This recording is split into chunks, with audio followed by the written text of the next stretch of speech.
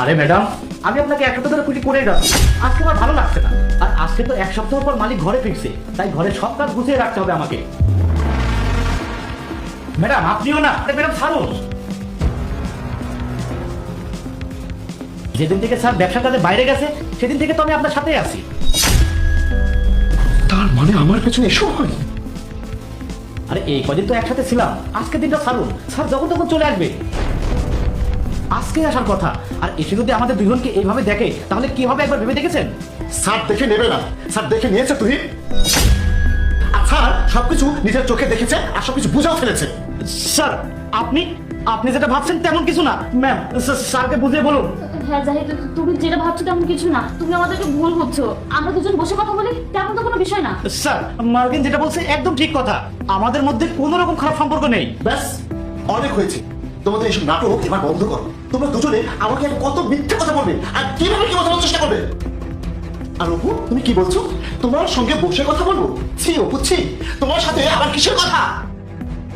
তুমি আমার স্ত্রী হয়ে আমার না থাকার সুযোগে আমার অবর্তমানে এমন একটা জঘন্য কাজ করতে পারলে, তাও আবার এই বাড়ির কাজের ছেলের সাথে। ছি অপু ছি। আর তুইও তো একটা চরিত্রহীন মানুষ। তোকে আমি এই বাসায় রেখেছি, খাওয়াচ্ছি, পড়াচ্ছি, তাও তুই এই সুযোগ নিয়েছিস। তোমার সাথে এখন আমার কিসের কথা? এতদিন ধরে আমি ব্যবসার কাজে বাইরে ছিলাম, আমি ভেবেছিলাম যে এতদিন পরে বাড়িতে গিয়ে তোদের দুজনকে আমি হঠাৎ করে একটা সারপ্রাইজ দেবো, কিন্তু না, আমি বাড়িতে আসার পরে তোরা দুজন মিলে আমাকে যে সারপ্রাইজটা দিলি না, আমি তো চমকে গেছি। এখন তো আমার লজ্জা লাগছে যে এত জঘন্যতম ভাবে, এত নিচু, এত জঘন্য একটা সারপ্রাইজ কেউ আমাকে দিতে পারে।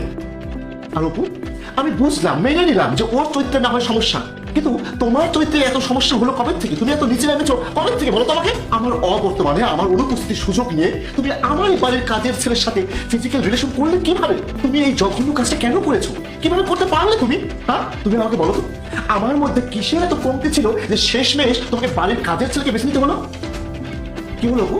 কথা বলছো না কেন? এভাবে চুপ করে আছো কেন? হ্যাঁ, আমাকে কথার উত্তরটা দাও যে তোমার কি এমন হয়েছে যে তোমাকে বাড়ির কাজের ছেলেকে বেছে নিতে হলো? আরে জাহিদ, আমি তোমাকে কিভাবে বোঝাবো যেখানে আমি নিজেই কিছু বুঝতে পারছি না কিভাবে যে কি হয়ে গেছে। প্লিজ জাহিদ, তুমি আমার কথা বোঝার চেষ্টা করো প্লিজ। ব্যাস, অনেক হয়েছে। আমি তোমার থেকে কি শুনবো? তোমার থেকে আমার আর কি শোনা আছে? আমি তোমার সাথে এখন এই মুহূর্ত থেকে আমাদের যা সম্পর্ক ছিল সব সম্পর্ক শেষ করে দিচ্ছি। আমি যতটা আনন্দ নিয়ে, যতটা খুশি নিয়ে বাইরে থেকে বাড়িতে এসেছিলাম, এখন না ঠিক ততটাই কষ্ট পাচ্ছি। কিন্তু আমি এই ধরনের কষ্ট আর পেতে চাই না। তুমি এই মুহূর্তে আমাকে এবং আমার এই বাড়ি দুটোই ছেড়ে দাও, তুমি চলে যাও আমার বাড়ি থেকে। আর হ্যাঁ অপু, তোমার একদম টেনশন করতে হবে না, আমি তোমাকে সঠিক সময় মতো ডিভোর্স লেটার পাঠিয়ে দেবো, তার সাথে সাথে তোমার দেনমোহর টাকাটাও পরিশোধ করে দেবো। জাহিদ প্লিজ একটা মিনিট আমার কথা শোনো। চুপ।